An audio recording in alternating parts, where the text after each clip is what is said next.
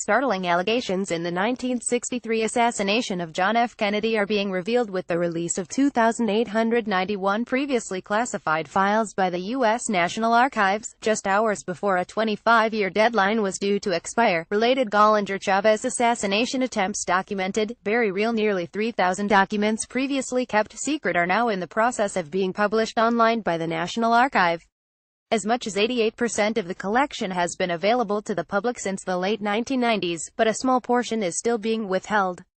Conspiracy theorists have been quick to seize on the now public documents. One FBI memo from 1966 claims the KGB suggested that the assassination of JFK was not the work of one man but the result of a well-organized conspiracy on the part of the ultra-right in the U.S., laying the blame firmly at the feet of former President Lyndon B. Johnson. According to our source, officials of the Communist Party of the Soviet Union believed there was some well-organized conspiracy on the part of the ultra-right in the United States to effect a coup, reads the memo, forwarded by FBI Director J. Edgar Hoover. They seem convinced that the assassination was not the deed of one man, but that it arose out of a carefully planned campaign in which several people played a part. The memo continues. Our source added that, in the instructions from Moscow, it was indicated that now the KGB was in possession of data purporting to indicate President Johnson was responsible for the assassination of the late President John F. Kennedy.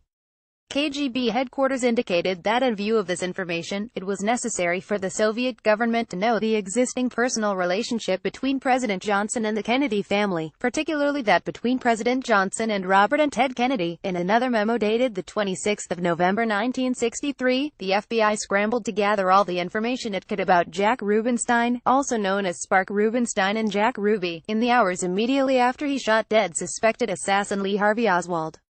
According to an informant, Ruby had a good-in with the Dallas police, which would be borne out from his observation that Ruby had a beat-girl operation where drinks were pushed heavily with no interference from the police department. One source described Ruby as an extremely stubborn person and a publicity hound. Citing Ruby's emotional instability, the source said he did not think it unusual when Ruby was reportedly more upset over the death of the president than the death of his own father.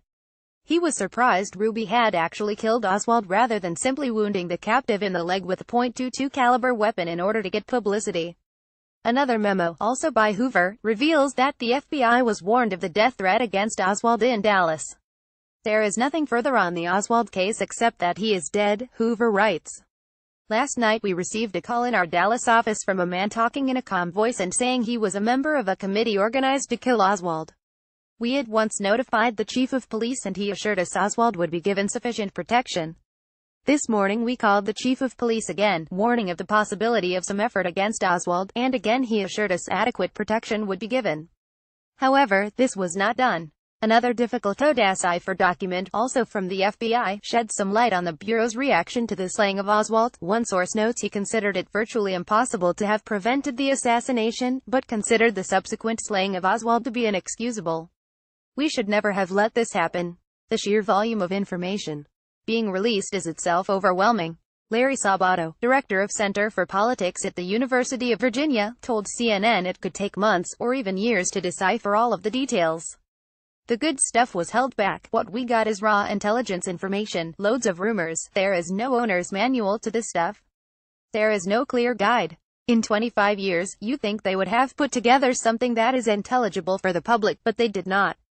In a new memo from the White House, U.S. President Donald Trump says he blocked the release of an unknown number of files because he had no choice but to accept the concerns of agencies such as the FBI and CIA.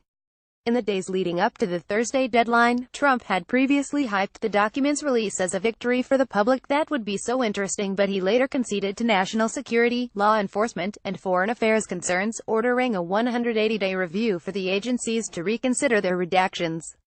The result is yet another deadline for documents, the 26th of April 2018.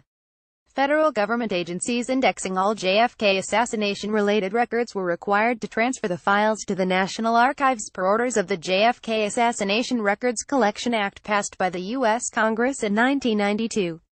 The collection includes some 5 million pages of records.